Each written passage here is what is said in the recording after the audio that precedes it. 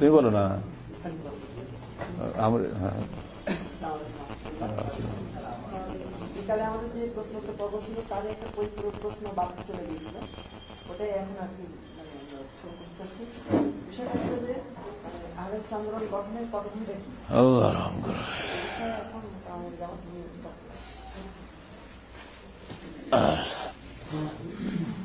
আসসালামু আলাইকুম রহমতুল্লাহ। এই গণতন্ত্রটা কিসের? তোমাদের একটা মৌলিক প্রশ্ন থাকা উচিত এর উপরে, যে যুব সংঘেরই সবকিছু হলো, এখন তো আমরা মুরব্বী সংগঠন করেছি, এটা কেন হলো, কিভাবে হলো, পটভূমি কি, এটা জানার প্রশ্ন থাকা উচিত না? তখন জোশের মধ্যে তোমাদের মনে ছিল না, আমিও ভুলে গেছিলাম। মাগরিবের জামাতে সালাম ফিরানোর পরে চিন্তা হলো এই তো সেই মসজিদ, এই তো সেই মেহরাব, এখানেই তো স্মৃতি আহলে চাঁদ বাংলাদেশ গঠনের, এটা কেন বাদ দিচ্ছে আজকে? তাই তোমার তো ছোট্ট, সব কাজেরই কিছু থাকে পরোক্ষ কারণ, কিছু থাকে প্রত্যক্ষ কারণ। আল্লাহ রসুল এটা প্রবাদ বাক্য আছে আরবিতে, ইন্নাল্লাহ ইযা আরাদা শাইআন হাইয়া লাহুল আসবাব। আল্লাহ পাক যখন কোনো কাজ করার ইচ্ছা করেন তখন তার আসবাব নিজেই তিনি তৈরি করে দেন, কার্যকারণগুলো তিনি নিজেই তৈরি করে দেন। এজন্য মন্ত্রকে একটা ভাষা আছে, ইন্নাল্লাহ হুয়াল মুসাব্বিবুল আসবাব। আল্লাহ সবব তৈরি করে দেওয়ার কর্ণওয়ালা। আমরা যে পৃথক সংগঠন করব এই চিন্তা কখনো আমাদের মাথায় ছিল না। আমরা চেষ্টা ছিলাম কি করে বারি সাহেবকে খুশি করে নরম করে যুব সংঘটাকে পাশ করে নেওয়া যায়, তার ঝামেলা থাকে না। উনি যখন যুব সংঘকে একেবারে সম্পর্কহীনতা ঘোষণা করলেন এককভাবে 89 সালে 21 জুলাই, তাই না? মনে থাকবে তো তোমাদের? 89 সালে 21 জুলাই আহলেদের যুব সংঘকে উনি বলা যায় ব্যান করলেন, নিষিদ্ধ ঘোষণা করলেন। আরাফাতে আর আমাদের প্রচারণা আসলো না। তো 1989 সালের 2রা জুলাইতে আমাদের এই জুন থেকে জুলাই এই 2 মাসের মধ্যে যুব সংঘের উপদেষ্টাদেরকে জমিয়তে আহলে হাদিস থেকে বহিষ্কার প্রক্রিয়া শুরু হয়ে গেল। যুব সংঘের যারা উপদেষ্টা ছিলেন তারা সবাই এট দ্য সেম টাইম জমিয়তে আহলে হাদিস কেন্দ্রীয় ওয়ার্কিং কমিটির সদস্য ছিলেন। অধ্যক্ষ আব্দুস সামাদ আমাদের একজন কেন্দ্রীয় উপদেষ্টা পরিষদের সদস্য ছিলেন কুমিল্লা। উনি ছিলেন জমিয়তে আহলে হাদিসের কেন্দ্রীয় সাংগঠনিক সম্পাদক এবং কিছুদিনের জন্য কেন্দ্রীয় সাধারণ সম্পাদক ভারপ্রাপ্ত। ওনাকে বহিষ্কার করা হলো 89 সালের 2রা জুন। মাওলানা মুসলিম যুব সংঘের অত্যন্ত হিতাকাঙ্ক্ষী ছিলেন, উনি তখন কেন্দ্রীয় সহকারী সেক্রেটারি জেনারেল জমিয়তে আহলে হাদিসের। ওনাকে বহিষ্কার করা হলো ওই একই দিনে দুজনকে। এরপরে পালা পড়লো আব্দুল সামাদ সালাফির এবং আমরা বহিষ্কৃত হলাম 20 জুন। এরপরে পালা পড়লো আব্দুল মতিন সালাফির, তিনি বহিষ্কৃত হলেন 2রা জুলাই। তার বহিষ্কার করা খুব সহজ ছিল, বিদেশি নাগরিক, তার পাসপোর্ট ভিসা মাল্টিপল ভিসা ছিল, 1 বছরের নবায়ন করার নিয়ম ছিল। উনি সৌদি গভর্নমেন্টের মাবুস হিসেবে বাংলাদেশে চাকরি করতেন। 1980 সালের 1 জানুয়ারি থেকে উনি 89 সাল পর্যন্ত 9 বছর 7 মাস 2 দিন এদেশে মাবুস হিসেবে চাকরি করেছেন। তামিরুল মিল্লাত মাদ্রাসা ওনার কর্মস্থল ছিল বটে, কিন্তু তার পুরো লাইফটা ছিল যুব সংঘের সাথে। সারা দেশে তিনি জলসা সভা সমিতি আমাদের সঙ্গে করে বেড়াতেন। বলা যায় যুব সংঘের জন্য ডেডিকেটেড একজন, জান কোরবান একজন মানুষ যে থাকে তা আব্দুল মতিন সালাফি। তিনি আজকে আমাদের মাঝে নাই। তোমার সবাই দোয়া করে আল্লাহ পাক যেন তাকে জান্নাতুল ফেরদৌস নসিব করেন। 3 ঘন্টা নোটিশে তাকে যখন বহিষ্কার করা হলো তখন আমরা অত্যন্ত দুঃখ পেয়েছিলাম। আমাদের সাংগঠনিক জীবনে এত বেশি দুঃখ বোধ আমরা কোনো ঘটনায় পাইনি। যেহেতু প্রক্রিয়াটা সম্পূর্ণ আমার সাথে ঘটেছিল, তোমাদের জানিয়ে দেওয়া ভালো, আব্দুল মতিন সালাফিকে সরকারের কাছেও খারাপ করে দেখানো হয়েছে, আর সকল জমিয়তে আহলে হাদিস লোকদের কাছে তাকে খারাপ করে চিত্রিত করা হয়েছে। তো মনে রেখে তো আব্দুল মতিন সালাফি এই ব্যাপারে একেবারেই 100 বার নির্দোষ ছিলেন। ঠিক আমাদের যেভাবে জঙ্গি বলেছিল বদমাশরা, হতে পারে সে সরকার, সেটা বদমাইশ। যেমন এই ব্যাপারে আমরা শতভাগ নির্দোষ, আব্দুল মতিন সালাফি ঠিক শতভাগ নির্দোষ মানুষ ছিলেন এই ব্যাপারে। তার যে বড় একটা গুণ আল্লাহ পাক তাকে দিয়েছিলেন, তিনি আরবি ভাষাকে নিজের মায়ের ভাষার চেয়েও সহজে বলতে পারতেন। এই গুণ বাংলাদেশের যতগুলো আলেমকে আমি পেয়েছি এ পর্যন্ত কারোর মধ্যে আমি পাইনি। অদ্বিতীয় অতুলনীয় ব্যক্তিত্ব একজন এই ব্যাপারে। তার মুখ এবং হাত সমানে চলত। অনেকেই বলতে পারে, লিখতে পারে না। একটা দরখাস্ত লিখতে হবে, কথা বলছে, লেখা শেষ। আর হাতে লেগে এত চমৎকার ছিল আরবি হাতে, বাংলা বলে হাতে লেগে খারাপ, আরবি হাতে লেগে এত সুন্দর ছিল। এই গুণের কারণে আমাদের কুয়েতি ভাইরা যারা এখানে আসলেন, তারা আব্দুল মতিন সালাফি অটোমেটিক আপন হয়ে গেল। বাদশাহ আরবি বলতে পারে না, আইনুদ্দিন আরবি বলতে পারে না, আর তো জমির যে করে একটা কথা বলতে পারে না। এক কথাও যদি বলতে না পারে তোমার সঙ্গে, আমি তো ভাবের বিনিময় হয় বলো, অটোমেটিক তার সঙ্গে বন্ধু হয়ে গেল। এইটা বাড়ি সাহেব চোখ জ্বালা করলো। হ্যাঁ, আমি হলাম সভাপতি, আমাকে ডিঙিয়ে কুয়েতে ওর সঙ্গে কথা বলে কেন? হিংসা। এই হিংসার এর তো কোনো ওষুধ নাই। এখন তারা এসে প্রজেক্ট করবে দেশে, আব্দুল মতিন সাহেব কি করেন ভাই, মানে উনি সভাপতি, বাড়ি সাহেব ওনার দ্বারা সব করাতে হবে। 2 লাখ টাকা এতিমখানা ওখানে কি ওটার নাম সাভারে 3-4 বছরও তো হয় না। শেষকালে ইউজিসি এসে আমার সামনে আব্দুল্লাহ সাহেব বাড়ি সাহেবের সঙ্গে ঝগড়া করলেন। আমি সেটা বসা, ওনার কাছ থেকে মাহরুম হয়ে উনি কোনো কিছুই করতে পারেন না দেখে, এমনকি ইসমাইল আতিক সৌদি আরবে আসলেন, 15 লক্ষ টাকা নিতে বসতেন ঢাকায় কয়েকদিন হোটেলে। 76-এর 15 লক্ষ টাকা এখন 15 কোটি সমান, মনে রেখে দিও। বলে আমি জমিদারকে টাকা দেবো, তোমরা ঢাকায় বিল্ডিং করো, এইখানে যেখানে আছে এটাকে 15 তলা বিল্ডিং করো, এখানে মেহমানখানা সব প্রেস এক জায়গায় 10 কাঠা জমিতে, বিশাল ব্যাপার। টাকা তাহলে আমি দিচ্ছি, এখন আবার 15 লাখ টাকা আর কত লাখ সব দেবো। বাইরে সব কিছু করলেন না। আমি বললাম, স্যার আপনি একটু ভুল করছেন, এটা এটা এই সুযোগ কেউ ছাড়ে? তো গেলে তুমি তো জানো না, সব চোর, কারে টাকা দেবো, নষ্ট করে দেবো সব। আমি স্যার চোর নিয়ে তো কাজ করতে হবে, সবই চোর, আপনি একে কি করো? আপনি কি রাজমিস্ত্রি নাকি? রাজমিস্ত্রি চোর, জোগাড়ি চোর, কন্ট্রাক্টর, দুনিয়া সব চোর। তা আপনি কাজ করবেন কাকে দিয়ে? চোর দিয়ে করার লাগবে তো, তবু তো করতে হবে কাজটা। এ সুযোগ তো পাবেন না আপনি জীবনে। আমি এগুলো অপ্রিয়, আলমুদ্দিন সাহেব বলে আলমুদ্দিন সাহেব এগুলো অপ্রিয়, মতিন ভাই বলতে মতিন ভাই এগুলো অপ্রিয়। মহা সমস্যা। শেষকালে ওই লোকটা রাগ করে চলেই গেল। এরকম অনেক কিছু ঘটনা ঘটলো। শেষকালে দেখা গেল যে আব্দুল মতিন সালাফির উপরে সব আক্রোশ, মানে বিদেশে যেই আসে তার সাথে কথা বলে আগে, ওয়াইন আব্দুল মতিন, ওয়াইন আব্দুল মতিন, খালি এসে খুঁজে বেড়ায়। এরা তো কথা বলতে পারে না, আমি তো রাজশাহী। এইসব কারণে আব্দুল মতিন সালাফি তার টার্গেটে চলে গেলেন। যাই হোক, অবশ্যই তাকে বহিষ্কার করার চেষ্টা উনি করলেন। আমরাও তাকে রাখার চেষ্টা যথেষ্ট করেছি, এবং তার ইচ্ছা ছিল এদেশে নাগরিকত্ব নেবেন, কারণ ওনার বোনি বাড়ি চাঁপাইনবাবগঞ্জে, না চলে। খুবই চেষ্টা করা হয়েছিল। আব্দুল মতিন ভাই আমাকে সাথে নিয়ে এমন চেষ্টা বাকি রাখেনি যে এখানে থাকা যায় সেজন্য। সব চেষ্টাই ব্যর্থ হয়ে গেছিল এরশাদের কারণে। এরশাদ তো এক নায়ক। এরশাদের পাশে বাড়ি সাহেব বসে টিভিতে পরদিন সকালে দেখা গেল, সেদিন বেলা 3টার সাথে তার বহিষ্কার হয়ে গেল। বুঝতে পারছি বিষয়টা এখন। তো ওই সময় আমি নিজে ছিলাম মালিবাগ স্পেশাল ব্রাঞ্চ অফিসে। সেখানে গেলে এসপি নুরুল আলম চৌধুরী এক পর্যায়ে আমাদের সামনে ফাইল খুলে দিল। বিদেশি নাগরিকদের ফাইল থাকে, আব্দুল মতিন সালাফির নাম লেখা ফাইল খুললো। আমাকে বলছে, আমাকে চাচা বললো। কেন চাপ বললো? আমার একটা ভাতিজা তখন এআইজি, ওই মির্জা, তখন ডিআইজি ছিল। হ্যাঁ, আর এআইজি ছিল বিজামান কাদাকাঠির, এই নেবাখালীর। ও একটা পোস্ট উপরে, ও হলো ভাগনা। তা ভাগনা হলো এআইজি, ভাতিজা হলো ডিআইজি, তা ও হলো তার অনেক নিচে এসপি। তোমার চাচা বলা কি বলবো?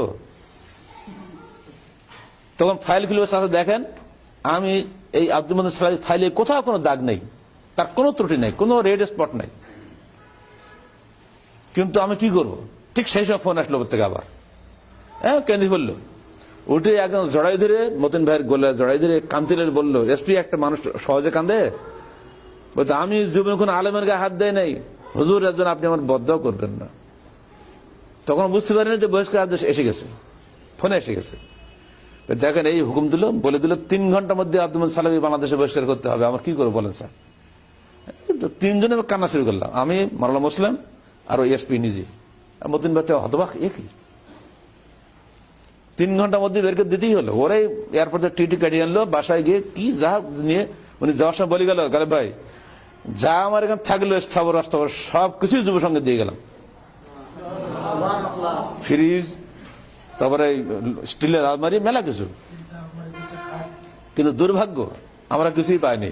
ওনারা আত্মীয় ছিল, ওই যে রফিমদ আছে না, ওর ছেলে, সব নিয়ে গেল। তার অন্তর ছিল আমাদের সাথে, একদম বিনা দোষে এই মানুষটাকে সন্ত্রাসী সাজিয়ে ইন্ডিয়ান স্পাই সাজিয়েছে, জানো? সর্দার আব্দুল কি কি বলো, আমজাদ, আমাদের বাগমারার সর্দার আমজাদ এখনো বেশি জিজ্ঞেস করে দেখতে পারো, এগুলো সব রেকর্ড করে রাখো। এটা একেবারে দুনিয়ার সব একদিক গেল, এই কথা কোনো রদ হবে না। সর্দার আমজাদ তখন এরশাদ সরকারের খাদ্যমন্ত্রী, আমি আর মাহমুদ আল্লাহ এবং মুসলিম 3 জন গেলাম। কি কোন অপরাধী লোকটাকে আজকে?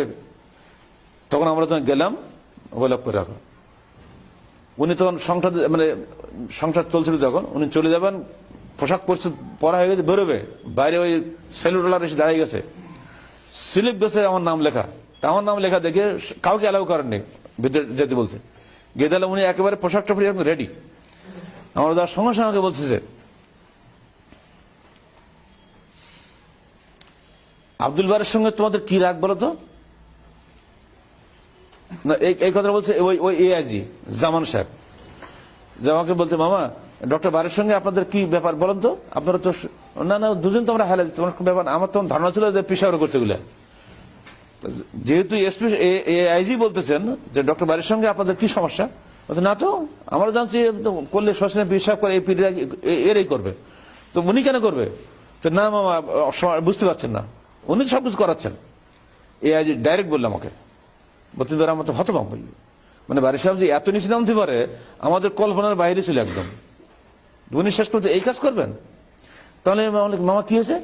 বলে ওনাকে ইন্ডিয়ান স্পাই বলে আমাদের কাছে রিপোর্ট দেওয়া হয়েছে। তাই? আস্তাগফিরুল্লাহ, আব্দুল মতিন সালামি ইন্ডিয়ান স্পাই? বলে বাড়ির সাহেব মতন একটা বড় মানুষ যদি এরকম কথা বলতো আমরা যাবো কোথায় বলেন? আর ডাইরেক্ট প্রেসিডেন্ট হুকুম দিচ্ছে, আমাদের কিছু করার আছে? মানে এরশাদ সাহেব নিজে হুকুম দিচ্ছে। আরো টিভি জন্য সকালে দেখা গেল, এগুলো চাক্ষুষ প্রমাণ। এরপরে আমাদের শেষ চেষ্টা হিসেবে এসপি যাই হোক না কেন, এর সবার উপরে তো মন্ত্রী, তাই না? শেষ মন্ত্রীর কাছে গিয়ে দেখি, তাই গেছিলাম সর্দার আমাদের বাসায়। আমরা যাওয়ার সঙ্গে সঙ্গে ঠিক এইভাবে টেবিলে এমন ধরে থাপ্পড় দিছে বেচারা, টেবিল ভেঙে মতন। বলে এই আব্দুল বারেটা তোমরা কেন প্রেসিডেন্ট বানাইছো? আরো যা গাল দিল, সে ভাষা এখন বলা যাবে না, রাগের চোটে। একে কে আহলেসের প্রেসিডেন্ট বানাইছে? আব্দুল মতিনের মধ্যে একটা ছেলেকে যে বের করে দিচ্ছে, সে মানুষ? উনি মতিনকে খুব পছন্দ করতেন, কয়েকটা বক্তৃতা শুনছে আমাদের, আমাকে তো দারুণ ভালোবাসতো, ওকেও খুব ভালোবাসত। তারপরে ওনার যা মনে আসছিল খানিকক্ষণ রাগ ঝাড়িয়ে নিল বারিশ সাহেবের বিরুদ্ধে। হ্যাঁ, আমাকে আজ সকালে ফোন করেছে, আমজাদ জানো আব্দুল মতিন জন্য কোন চেষ্টা করো না, আমি কোন চাকর হতে পারি, আমি রাষ্ট্রের ছাত্র, তাহলে আমাকে উনি এরকম হুকুম করায় মন্ত্রী? নিজে নিজে সব বললো, আমাকে জিজ্ঞেস করেনি, কিন্তু আমাকে সব দাঁড়িয়ে রয়েছে।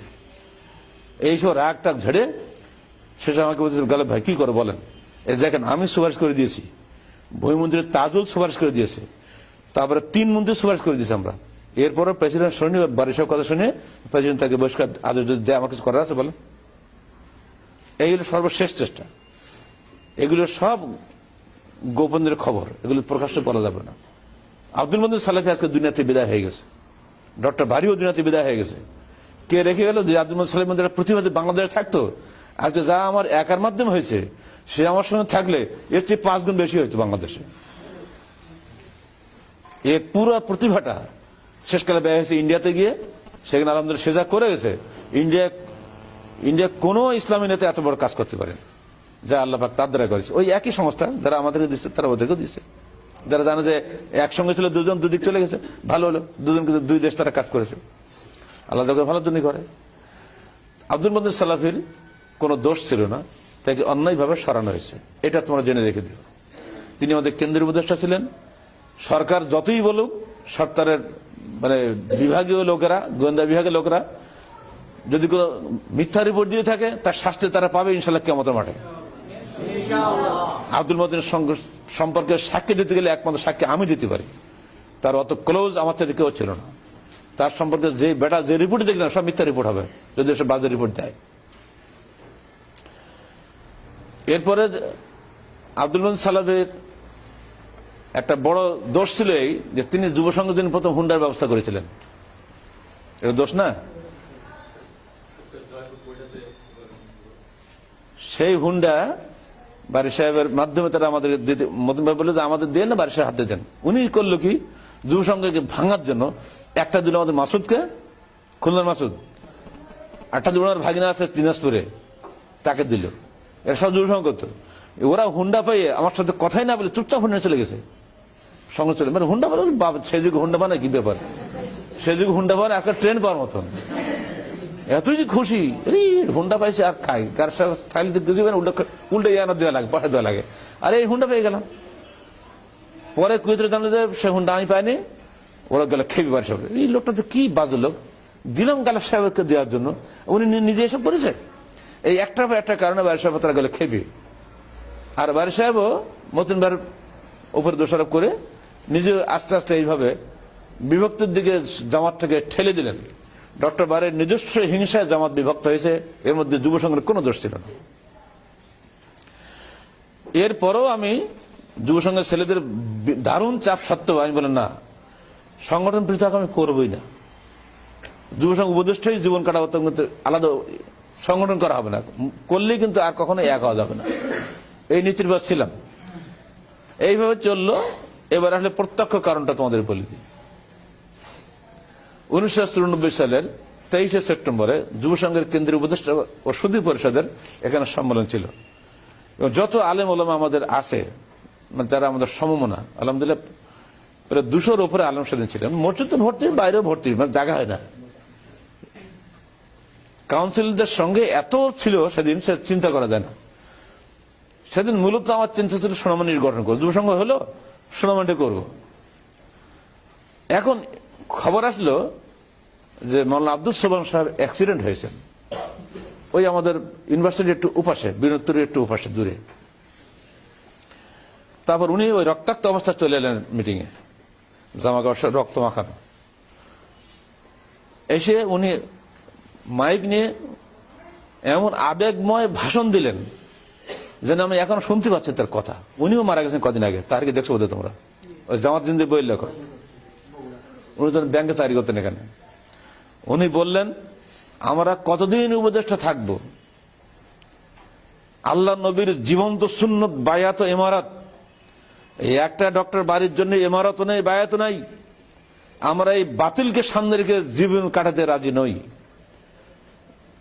উনি এখন আহলে হাদিসের তাগুত হয়েছেন, তিনি নিজে হাদিস কোরআন ফলো করেন না, হাদিস কোরআন অনুযায়ী সংগঠন চালাতেও জানেন না। আজ 5টা বছর তার দিকে আমার তাকিয়ে আছি, আর থাকতে রাজি নই। আমি তো আজকে মরে গেছিলাম, আমার সামনে ছিল 2জন নিহত হয়ে গেছে, তাদের রক্ত আমার জামা গায়ে লেগেছে। আমি নিজে আজকে চূড়ান্তভাবে আহত, খোঁড়াতে খোঁড়াতে হাসপাতাল থেকে চলে আসছে এখানে। আমি মৃত্যুর হাতে বেঁচে আসছি। আমার একটাই মাত্র দাবি, আমি আজকে এখান থেকে ইমারতের হাতে বায়াত নিয়ে বাড়ি যাব, তার আগে বাড়ি যাব না। এমন করে বললো, মানুষ কেঁদে ফেলে সবাই তার ভাষণ শুনে। ঠিকই তো, ইমারত বায়াতুল আহলে হারানো সম্পদ, এই জিনিসটা ধ্বংস করেছে ডক্টর বারি মাওলানা কাবি সাহেব। এটাকে আমরা রিভাইভ করবো, এবং আজকে আমি বায়াত করেই এখানে যাব। আমাদের সে আলোচ্য সূচির মধ্যে সব গোল্লা গেল, অন্য আলোচ্য সূচি যা চলছিল সবই বাতিল হয়ে গেল। একটাই আলোচ্য সূচি কি করে এখন সংগঠন ইমারত বায়াত, এটি হলো মেন কথা। এখন কাকে আমির করবো? অধ্যক্ষ আব্দুল সামাদ আছেন, সবচেয়ে বয়স্ক মানুষ, আব্দুল সামাদ সালাফি আছেন, তারপরে মাওলানা মুসলিম আছেন, এরা সব শীর্ষস্থানীয় তখন আমাদের জমিতে হারিয়েছে, সব তার বসে আছে। সবাই মিলে তখন ধরে ফেললো আমাকে, অসম্ভব, আপনাদের সবার চেয়ে বয়স্ক আমার, আমি যুব সংঘের সঙ্গে থাকতে পারি, মুরব্বী সংগঠনের নেতৃত্ব দেওয়া আমার পক্ষে সম্ভব নয়। আমি তখন ওই মেহরাবটা দেখালাম, কেন মেহরাবের কোনায় গিয়ে বসছিল একদম, ওখান তো ওর উপর তো পালন যায় না। আর এদিকে সব মসজিদ ভর্তি লোক, বেরোতে কেউ দেবে না আমার, আমি গুরু দায়িত্ব নিতে পারবো না। কোন মতেই শানলো না।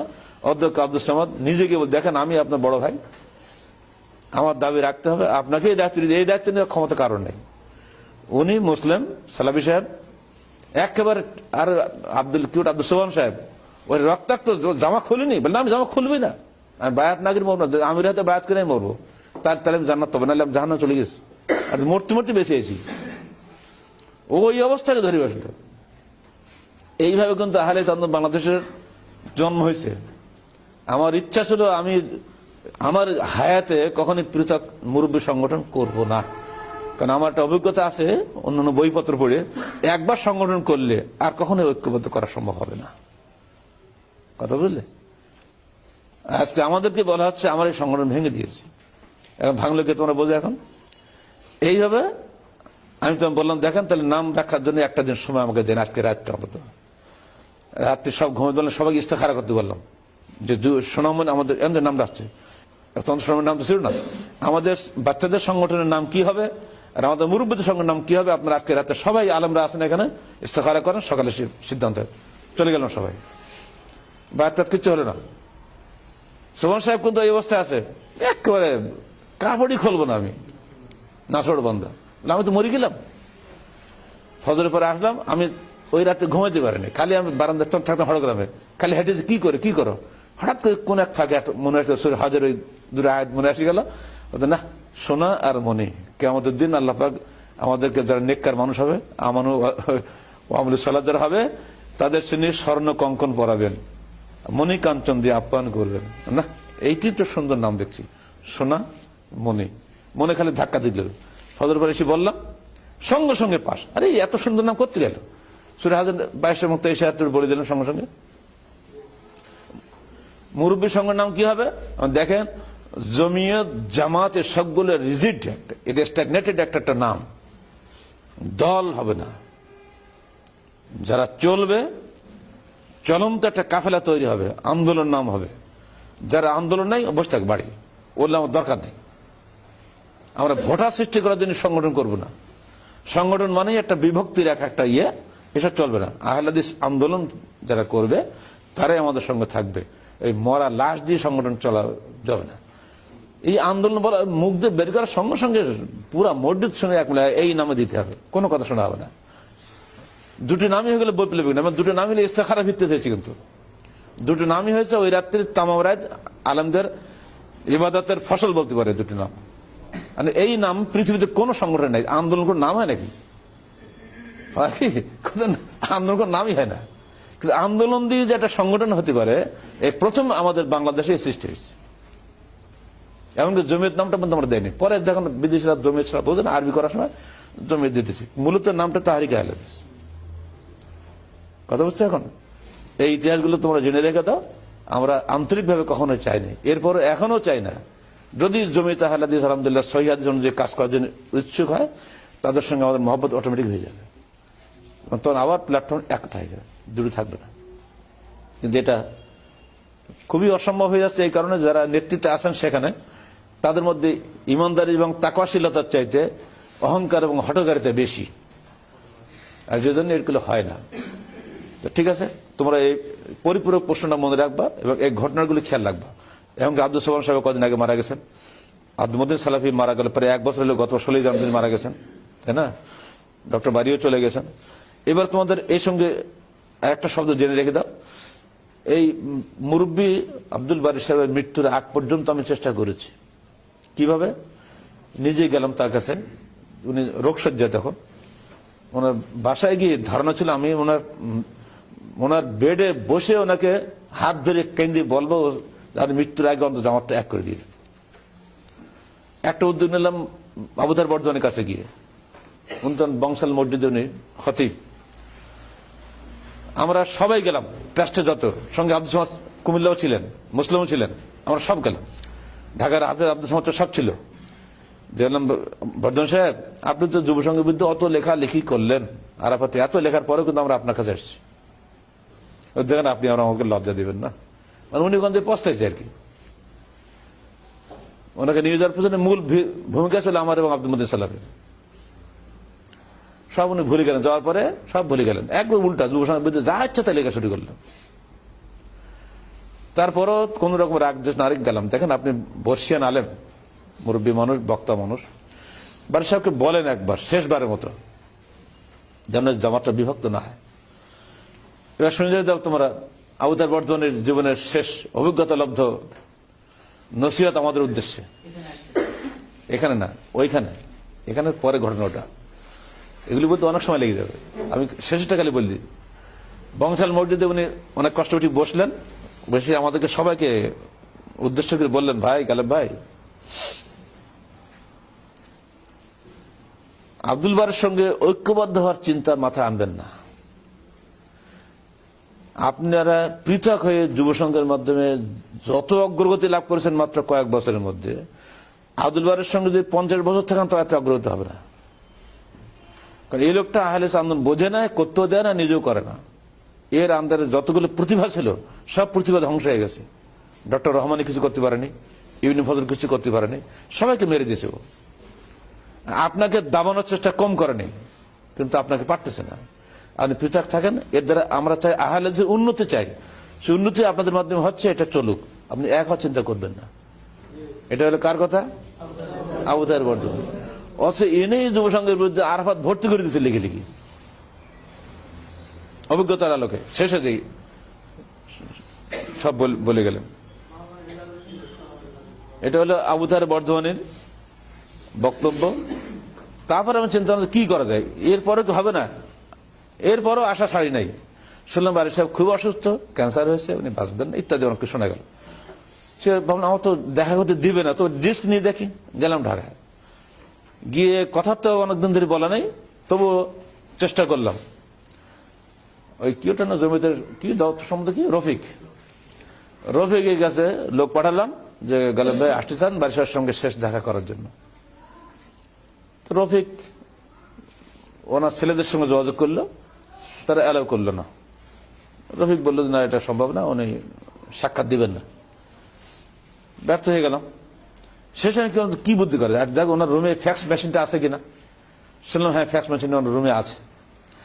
এখানে এসে একটা চিঠি টাইপ করলাম, একটা দিলাম একনলেজমেন্ট রেজিস্ট্রি করে, যাতে ওনার অফিস পায়, ছেলে হলে তো নেবে। হ্যাঁ, একটা দিলাম অফিসে, একটা ওনার বাসার ঠিকানায়, ঢাকার বাসার জন্য থাকতে। আটটা দিলাম ফ্যাক্সের মধ্যে ঢুকে, যে এখন ওনার সামনে যেন গিয়ে পড়ায় সিডিটা। কোনো জব পায়নি। এটা আমার শেষ চেষ্টা, চূড়ান্ত চেষ্টা করেও যদি না পারা যায়, এখন কি তোমরা আমাদের দায়ী করবা? কি করবো বলো? এর চেয়ে আর করা যায়নি। এরপরও যখন মৃত্যুবরণ করলেন, তখন তো হিসাব মতো আমাদের যাওয়ার কথা না, তাই না? আমি তো চিটা ইউনিভার্সিটি গেছি, আমার ইউনিভার্সিটির কাজে। ইউনিভার্সিটি থেকে আমি টিকিট করেছি রাজশাহী, বাসে উঠবো, কাউন্টারে এসে বসছি, তখন এই কুমিল্লার এক যুব সংঘের কর্মী আমাকে ফোন করতেছে, স্যার ডক্টর বারিশ সাহেব মারা গেলেন আজকে রাত্রে। গত আগের দিন মারা গেলেন, এমনি ইয়েতে ছিল, কি বলে বরফের মধ্যে ছিল। তো স্যার আমরা জানাজায় কি যাবো? জানাজা যাবে মানে? অবশ্যই যাবে। তোমার কুমিল্লা থেকে আমাকে যাবে? তো স্যার আপনি বলেন তো আমরা এখনই রওনা দিব। আমাদের কিন্তু প্রশ্ন হল, লাশ কি তৎক্ষণ থাকবে? জানাজা কোথায়? সেই দিনাজপুরে। যাই হোক, আমি কি করি এখন, চিন্তা পড়ে গেলাম। রাজশাহীর টিকিট ক্যান্সেল করে আমি টিকিট করলাম তখন জয়পুরহাট। জয়পুরহাট ফোন করলাম, ওরা বলে স্যার আমরা গাড়ি নিয়ে বসে আছি জয়পুরহাটে, আপনি আসলে আমরা আপনাকে নিয়ে এখান থেকে একসাথে যাব। এই টিকিটটা কিন্তু ল্যাপস হয়ে গেল। গেলাম তার জানা যায়, জয়পুরহাট পৌঁছে আগেই আমার ফুড ভিলেজে এসে গাড়ি নষ্ট হয়ে গেল। আবার ওই গাড়ি পাল্টে আরেক গাড়ি চড়লাম। ফোন করলাম শামসুল সাহেব, আলম ভাই আমি আসছি জানাজার জন্য, পারলে একটু দেরি করবেন, আমার গাড়ি এই সমস্যা হয়েছে। উনি দেরি করেন নাই। যাই হোক, আমাদের কর্মী যুব সংঘ আন্দোলন মিলে জয়পুরহাট থেকে বড় একটা বাস ভরে এবং আলাদা মাইক্রো আমার জন্য আলাদা, আমরা চলে গেলাম। তোমরা শুনলে আশ্চর্য হবে যে কোটিপতি জমিয়তের সমর্থক আছে, কোটিপতি লোকেরা, আমাদের সব মিসকিন, সব আমাদের সব কোটিপতি লোকেরা। এক কোটিপতি একটা গাড়ি দিয়েছে ফ্রি জয়পুরহাটে, এই তোমার সব গাড়ি ভরে চলে যাও, নিজে তো যায়নি, গাড়ি রেখে দিয়েছে, প্যাসেঞ্জার হয়নি, গাড়ি যেতেই লোক নাহলে কিনে যাবে, গাড়ি এমনি যাবে। এই হলো জমিয়ত। আর আমাদের লোকেরা মুখ দিয়ে বলা মাত্রই যুব সংঘের এক গাড়ি, আন্দোলনের এক গাড়ি, আমরা দিব্য চলে গেলাম সেখানে, সেখানে গিয়ে দেখি আমরাই সব, চারিদিকে সব চলে আসছে। স্যার আমার সব আসছে, শুনেছে তোমার তো মোবাইল চালিয়ে গেছে স্যার, এদিক থেকে যে দিনাজপুর, উত্তরবঙ্গ, রংপুর, নীলালমাটি থেকে শত শত কর্মী জমা হয়ে গেছে। সেখানে আমি যাওয়ার সঙ্গে সঙ্গে একবার সব ঝাঁপাই চলে আসছে। জানাজার অনেক পরে আমি গেছি, কিন্তু সব ছিল, স্যার আসছে, আমরা থাকবো। পুরো অনুষ্ঠানটার জন্য আমাদের অনুষ্ঠান হয়ে গেল। মানে কি আমি মরে গেছি নাকি বাবা, তো এত লোক কেন? তো স্যার আপনি আসবেন, আমরা বাড়ি যাবো নাকি? দেখলো বারিশার লোকেরা যে সংগঠন কাদের। ইভেন বারিশাহ নিজের আপন ছোট ভাই হাদি মোহাম্মদ আনোয়ার নিজে এসে রিসিভ করে আমাকে জড়াই ধরছে, ভাই আপনি এসেছেন, আমরা অত্যন্ত আনন্দিত। আমাকে কি খাওয়াবে, কি করবো না করবো, আমি ভাবি এটা কি পিকনিক বাটে নাকি, যাচ্ছি চলো কবরে যাই, আগে জানাজা কবরে যে করে আসে, আবার জানাজা বলছে আমার সাথে সবাই দল বেঁধে। আলম সাহেব বসে তো মিসকিন মসজিদ মধ্যে, সাথে লোক নাই, যেখানে যাচ্ছে লোক ভর্তি সব আমাদের সাথে। আমি চিন্তা করলাম এই মানুষটা সারা জীবন হিংসা করে গেছে যুব সংঘের বিরুদ্ধে, অথচ আজকে তার মৃত্যুর পরেও যুব সংঘ সব এখানে যুব সংঘ ভর্তি, তারাই জানাজা পড়তেছে, তারাই অ্যারেঞ্জমেন্ট করেছে, তারাই মেহমানদের খাওয়াচ্ছে, তারাই সব করতেছে। আল্লাহ পাক তুমি এমনি করে দেখাই যাচ্ছ দুনিয়াতে, আর তার ভাই আজকে আমাকে রিসিভ করতেছে, চিন্তা করা যায় নাকি? এই যে আল্লাহ পাকের একটা মানে মদত তোমাদের সঙ্গে আছে, এই মদত কিন্তু অন্যদের সাথে নাই। তার মৃত্যু এভাবে হয়ে গেছে, কিন্তু আমরা কখনোই তার জন্য খারাপ চিন্তা করি, সবসময় তার পরকালীন মাগফিরাতের জন্য দোয়া করি। আল্লাহ পাক তার দুনিয়াতে গুনাহ খাতা মাফ করে দিন, আখিরাত যেন আল্লাহ পাক তার জান্নাতুল ফিরদাউস নসিব করেন। দুনিয়ার যে মানুষ হিংসা করে অনেক কিছু কাজ করে বড়ে, কিন্তু আমরা কেন হিংসা করবো? যে করবে সে গুনাহ করবে, আমার তো হিংসা করার দরকার না, আমরা কাজ করবো খালি। ঠিক আব্দুল মতিন সালাহি ভাই দুনিয়াতে চলে গেছে মাত্র 56 বছর বয়সে, সে আমার চেয়ে বয়স অনেক কম। আমি যে এখনো বেঁচে আছি তোমাদের সামনে, এটি তো আল্লাহ পাকের বিরাট রহমত। 62 কথা না একদিন, এখন আমার বয়স চলছে 62, আব্দুল চলে গেলে 56 বছর বয়স, আমার চেয়ে কত ছোট।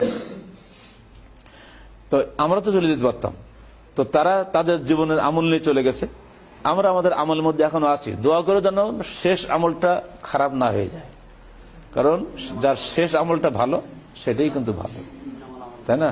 আল আমাল বিল খাওয়াতিন। তো আন্দোলন গঠনের প্রত্যক্ষ কারণটা শুনলে তো, আমরা কিন্তু ইচ্ছুক ছিলাম না, চেষ্টা করেছিলাম যে বারিশার মৃত্যু পর্যন্ত আমরা চেষ্টা করবো কি করে এক থাকা যায়। উনি মারা গেলেন 2003-এ, আমরা বাধ্যে করে ফেললাম এইভাবে। কিন্তু এই ইতিহাস অনেকে জানে না, এমন করে রং চড়ানো হয়েছে যে গালেব নেতা হওয়ার জন্যই যুব সংঘ বানাইছে, ও নেতা হওয়ার জন্য পাগল হয়ে গেছে। যুব সংঘের উদ্দেশ্য ছিল নেতা হওয়া। এই সমস্ত সেরেপ রটনা ছাড়া কিছু না, সেরেপ মিথ্যাচার ছাড়া কিছু না, সেরেপ গীবত এবং তহমত ছাড়া কিছু না। যারা এগুলো বিশ্বাস করে দুনিয়াতে বিদায় হয়েছে জমিতে লোকেরা, তারা ভুল চিন্তা নিয়ে দুনিয়াতে বিদায় হয়ে গেছে। তারা কখনো আমাদের সামনে আসে জিজ্ঞাসাও করেনি, এমনকি আমাকে আত্মসাৎকারী পর্যন্ত সাজানোর চেষ্টা করা হয়েছে। জানো না তোমরা, মাত্র 79,000 টাকা, 79,396 টাকার জন্য আমাকে বানিয়েছে আত্মসাৎকারী। ওইটা বাড়ি সব দেখাতো চেক বই শব্দ, যেখানে যাবে আমরা বলতাম গীবতের বাক্স, ওনার আলাদা বাক্স ছিল, তার যুব সংঘের বিরুদ্ধে সব তার ভর্তি করা কাগজ, যেখানে যে বাক্স, ওই বাক্সটা খুলে বুঝতে, এবার তাসের বাক্স খুললো, এবার তাস খেলা আরম্ভ হয়ে যাবে, সেটা হাসতো সবাই। আর ওই টিকা দেখা, এই দেখো, এই দেখো কালো বাক্স দেখতে পাচ্ছ, বুঝলে তো, এরমে বলে উনি ডাইরেক্ট বলে, খুব কত কায়দাকে বলতে পারে। তাই ওই বগুড়া যে বলেছিল, তা আমাদের এক যুব সংঘ করে জবাব দিল, ওই জেলা সভাপতি আন্দোলনের কি বলে জমিয়তের, বলে আপনি মাত্র 79,000 টাকার আত্মসাতের এইটা দেখাচ্ছেন, আর আমিরি জামাত এই বছরে বগুড়াতে 10টা না 12টা মসজিদ দিল, এক একটা মসজিদ কোনোটাই 3 লাখ টাকা নিচে নাই। তো যে লোক লাখ লাখ টাকা দেয় আমাদেরকে, ছিল 79,000 টাকা তার হাতের একদিনে নাস্তা পাচ্ছে না, আর আপনি আপনি গিবত করতে চাইছেন রোজার দিনে?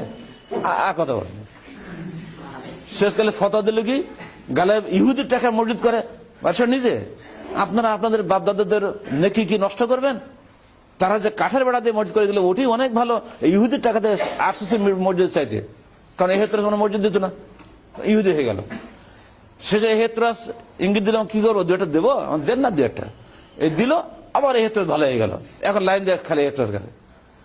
এই যে চরিত্র, এইগুলো অত্যন্ত নোংরা চরিত্র, এগুলো তো আমরা পারি না। তো আহলে হাদিস আন্দোলন বাংলাদেশ গঠনের মূল উদ্দেশ্য ছিল আহলে হাদিসের মূল আদর্শের দিকে মানুষকে ফিরিয়ে আনা, আহলে হাদিস ভাইদেরকে প্রকৃত আহলে হাদিস বানানো এবং অন্য ভাইদের কাছে আমাদের আদর্শটা তুলে ধরা, এইটাই ছিল আমাদের মূল উদ্দেশ্য। আর আন্দোলন প্রিয় যারা, আদর্শ নিষ্ঠ যারা, তারাই এখানে আশ্রয় পাবে। যারা কাজ করবে না, অলস এবং খালি মানসিক গীবত তহমত করে বেড়াবে, ওদের এখানে স্থান হবে না। তো কথা বুঝতে পারছেন? এই নিয়তে আমরা কাজ করেছিলাম। প্রত্যক্ষ কারণ কিন্তু ওইটা ছিল। এটাও তো আল্লাহর পক্ষ থেকে হইলো না, কেটে জানে কে ওই অ্যাক্সিডেন্ট হবে কেন, আর রক্ত মাখা জামা গাতে কে আসতে বলছে ওখানে আমরা ওই মিটিং করছে, মিটিং তো ওই উদ্দেশ্যে ছিলই না। যে এটা সম্পূর্ণ কাকতালি ভাবে হয়ে গেল, আল্লাহ পাকের মেহেরবানি। নিশ্চয়ই এর পিছনে আল্লাহ কোন ইঙ্গিত ছিল, নইলে হওয়ার কথা না। আল্লাহ পাক আমাদের সবাইকে আন্দোলনমুখী হওয়ার তৌফিক দান করুন। আসসালামু আলাইকুম রহমতুল্লাহ। তোমরা সবাই দোয়া করো আজমুদ্দিন সালাফির জন্য, ডক্টর বারির জন্য। আল্লাহ তাদেরকে ক্ষমা করে দেন, আর আমাদেরকে যেন ক্ষমা করে। অনেক সময় নিলে তোমার আমি পাঁচ করে গিয়ে আসি। ইসলাম।